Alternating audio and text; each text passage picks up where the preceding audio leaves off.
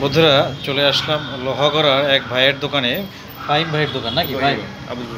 আব্দুল রহিম ভাই, আব্দুল রহিমের দোকানে আসছি আসলে একটা এখানে আসছি আসলে একটা সিল কাটাবার জন্য।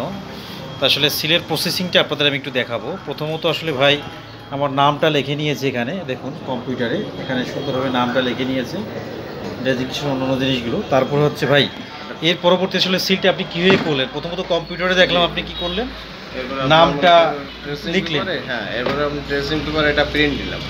একটা প্রিন্ট দিয়েছেন। কি পেপারে প্রিন্ট দিয়েছেন একটু দেখেন। আচ্ছা আচ্ছা, মেশিনের পেপার কাছে আসে। এরপরে এইটা আমি ড্রেসিং পেপার বের করলাম। এই পেপারটার নাম কি ভাই? এটা হলো ড্রেসিং পেপার। Dressing paper? জি জি, এটা আমি ড্রেসিং পেপার বের করলাম। এরপরে আপনার এখানে রাবার দিয়ে রাবার রাবার বড় বড় থাকে, যতটুকু প্রয়োজন ততটুকু আমি কেটে নিয়ে আচ্ছা আচ্ছা ততটুকু কেটে এখানে আমি প্রথমে একটু শুধু রাবারটা হিট দেবো। হ্যাঁ, শুধু রাবারটা হিট দেবো। শুধু রাবারটা হিট দেবো। এরপরে ড্রেসিং পেপারটা আমি দিয়ে লাইট দিয়ে, কোনো কারণ লাইটের আলোর উপর নির্ভরশীল, কোনো সময় 10 মিনিটও দিতে হয়, কোনো সময় 3 মিনিটও দিলে হয়ে যায়। আচ্ছা আচ্ছা। এরপরে হিট দেওয়ার পরে আপনার মনে করেন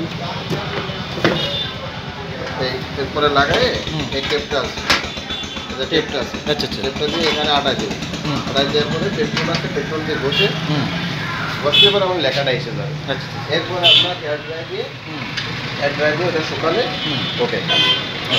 তারপরে আপনি তারপরে মেশিনে লাগাই এইটা সেট করলেন। এই যে আমার সিলটা তৈরি করে, সিলটার আসলে নাম কি ভাই এটার? এটা হলো ফ্লেক্সিবল সিল। Flexible seal. এই সিলটা হচ্ছে ফ্লেক্সিবল সিল।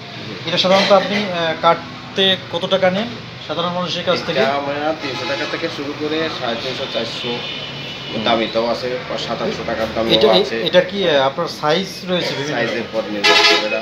এটা আসলে সবথেকে ছোট সাইজ। আচ্ছা, যাই হোক, আমি সবচেয়ে গুরুত্বপূর্ণ একটা বিষয় একটু দর্শকদের জানাতে চাই। সেটা হচ্ছে আপনার যখন একটা সিল, এটা তো জাস্ট অটো, তাই না? এই সিলটায় আপনার একবার কালি ভরার পরে এটা কয়টা মানে কয়টা আপনার এটা 2500 থেকে 3000 মাত্র। 2500 থেকে 3000 মারা যাবে, তাই তো? আচ্ছা আচ্ছা। তো যাই হোক, তারপরে হচ্ছে আরেকবার নিজে কালি এখান থেকে খোলার সিস্টেমটা দেখাইলেন। সিস্টেমটা দেখায় আপনারা কালি ভরতে পারবেন। যদি প্যাডটা ভালো থাকে আপনি কালি ভরতে পারবেন। এই প্যাডটা ভালো থাকলে কালি ভরা যাবে, সমস্যা নেই। বুঝতে পারছি। যাই হোক, আবার আপনি যদি কোনো জায়গায় যান সেক্ষেত্রে প্যাডটা ভালো আছে, এটা ফেলাই দিয়ে আপনি শুধু এই মেশিনটা নিয়ে যাবেন। এটা পর আপনি যে কোনো দোকান থেকে এটা লাগাই দেবেন। তাহলে মেশিনটা আপনার পরবর্তীতে এটা কাজ করা যাবে, শুধু ভিতরে সিলটা চেঞ্জ করা যাবে। যাই হোক ভাই, ভালো লাগলো। থ্যাংক ইউ ভাই। তাহলে আপনি ভালো থাকবেন, দর্শকরা আপনারা ভালো থাকবেন, আসবেন অল্প সময়ের জন্য। মোটামুটি আমিও ইনস্ট্যান্ট থেকে এটা তৈরি করে নিলাম ভাইয়ের কাছ থেকে। তা বন্ধুরা ভালো থাকবেন, ধন্যবাদ সবাইকে।